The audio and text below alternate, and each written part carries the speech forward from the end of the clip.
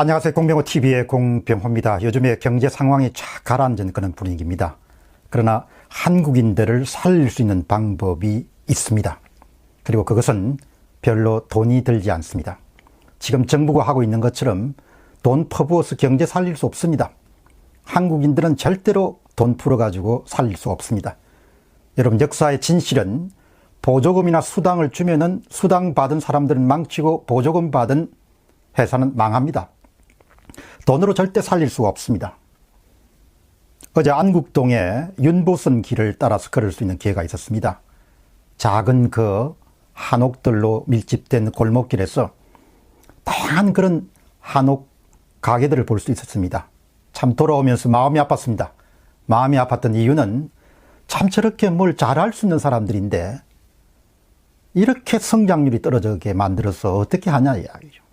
오늘 이 방송은 특히 정치하는 사람들이 좀 들었으면 좋겠습니다. 경제는 돈 퍼부어서 못 살립니다. 딱 세 가지만 실천에 옮길 수 있으면 한국인도 살고 나라도 살고 회사도 살고 그리고 개인도 살 수가 있습니다. 매력적인 것은 지금 말씀드리는 세 가지 방법에 돈이 들지 않는다는 사실입니다. 우선 보시죠. 한국인들은 통제하거나 관리하기가 쉽지 않은 사람들입니다. 정치가들이 착각하는 것은 사람들을, 백성들을 관리하겠다, 통제하겠다 이렇게 생각하지만 한국인들은 통제나 관리가 잘 안 되는 민족입니다. 여행 가더라도 제각각이지 않습니까? 한국인들은 역사적으로 나라라든지 정부라든지 관리라든지 이런 사람들이 자신을 보호해준 그런 역사를 거의 갖고 있지 않습니다. 어려움이 생기면 항상 그 양반들이 먼저 도망을 가는 그런 역사를 갖고 있죠. 그렇기 때문에 각자 도생에 익숙합니다. 제각각 알아서 산다. 그래서 한국인들은 제 멋대로 살아갈 수 있도록 내버려 둬야 됩니다. 그것을 좀 멋진 용어로 표현하면은 경제적 자유를 최대한 부여하면 한국인들은 잘 살 수가 있습니다. 그래서 지금 문재인 정부가 추진하고 있는 좌파적 경제 정책으로는 절대 나라를 살릴 수가 없습니다. 자원 낭비하고 결국 기다리는 것은 경제 위기로 끝날 겁니다. 그러니까 역사가들이나 아닌 정치가들이 아주 잘 알아야 되는 것은 그 민족의 심성. 어제 어떤 책을 덴마크 사람들이 쓴 책을 보니까 덴마크라든지 스웨덴이라든지 핀란드 사람들은 연대가 참 잘 된다고 합니다. 공동체주의죠. 저는 읽으면서 그냥 딱 잘라서 생각했습니다. 이거는 그 양반들이 갖고 있는 문화적 환경, 습성, 제2의 천성과 같은 거다. 한국에 절대 도입할 수가 없는 겁니다. 사람이 그렇게 생겨먹지 않았는데 어떻게 도입이 가능하겠습니까? 사람에게 맞는 맞춤형 해법을 써야 되는 거죠. 한국인들한 경제적 자유를 주면 되는 겁니다. 알아서 살게. 간섭하지 말고 개입하지 말고 자꾸 뭐라고 뭐 하지 말고 잘 모르는 사람들이 관여하지 말고. 두 번째입니다. 여러분, 한국인들은 골프장에서 전 세계에서 아마 골프 내기를 가장 많이 하는 사람일 겁니다. 그냥 그런가 보다라고 넘어갈 수 있지만 그곳이 한국인들이 갖고 있는 그 심성의 특성, 소위 한국인들의 그런 아주 강인한 그 무언가가 거기에 숨어 있는 거죠. 왜 한국의 여자 골프가 강하냐 이야기죠. 그냥 내버려 둔 거죠. 정부가 여자 골프 장기 육성 5개년 계획 세우지 않았습니다. 정부 관리가 거기에 관여 안 했습니다. 보조금 안 줬습니다. 수당 안 줬습니다.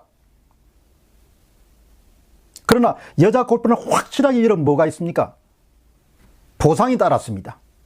상금이 따랐습니다. 제각각 알아서 잘한 거죠. 그래서 여러분, 과거에 보시죠. 새마을 운동할 때도 박정희 정부가 가장 잘한 게 뭡니까? 마을끼리 경쟁을 시키지 않습니까? 잘하는 마을에 시멘트를 더 준 거죠. 매포 더 준 겁니다. 날밤을 새고 다 일을 한 거죠. 그래서 짧은 기간 내에 농어촌이 모두가 정비가 됐습니다. 한국인들은 내기에 강합니다. 돈 내기에 강합니다. 돈을 건 내기에 강한다는 거죠. 돈 풀어서 절대 한국인을 못 살립니다. 정치가들이 가장 잘 알아야 될 부분 가운데 하나가 우리가 누구인가요? 한국 민족이 누구인가요? 돈 풀어서 안 됩니다. 마지막으로 세 번째 한번 보시죠. 제가 과거에 참치업에 대한 부분들을 한번 들여다보니까 일본은 낚시를 수백 개, 수만 개, 깔아놓고 기다렸다가 잡는 참치 연성업을 오래 해왔습니다. 연성업입니다. 우리는 훨씬 더 일본보다 후발주자로 참치잡이에 뛰어들었습니다. 처음에는 연성을 했지만 지금은 한국의 참치를 잡는 배들은 대부분 헬리콥터를 띄워가지고 아주 멀리 참치가 이동하는 때 발생하는 흰파도, 백파라고 하죠. 백파를 감지해서 출격 명령을 내려서 배를 진군시킨 다음에 어획을 포획하는 대량 포획법인 참치 선만업이 거의 주도입니다. 그러니까 일본은 연성을 오랜 역사를 가졌음에도 불구하고 소량 포획을 하는 연성을 취득했고, 한국은 철두철미하게 대량 포획, 이동하면서 잡는 그런 선망업을 선택했습니다. 많은 사람들은 그것을 눈여겨보지 않았지만 저는 거기에서 일단 무릎을 쳤습니다. 아, 한국인들은 기본적으로 농경생활에 젖어 있지만 유목민족이구나. 달려가서 잡는 사람들이구나. 그러니까 한국 사람들은 달려갈 수 있는 출구를 마련해 주면 되는 겁니다. 그게 가장 한국 역사에서 역동적이었던 60년대, 70년대였습니다. 바깥 시장에서 돈을 벌 수 있는 기회의 문을 열어준 겁니다. 여러분, 지금은 어떻게 하겠습니까? 사이버 세계나 모든 부분에 풀어주는 겁니다. 그럼 난리법석이 날 겁니다. 돈 번다고.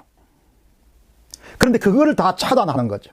규제를 하고 모든 명분을 관리들이 뛰어들어서 이거 안 되고 저거 안 되고 이것도 안 되고 저거 안 되고, 여러분 그렇게 하면 에너지가 어디로 흐릅니까? 정쟁으로 흐르는 겁니다.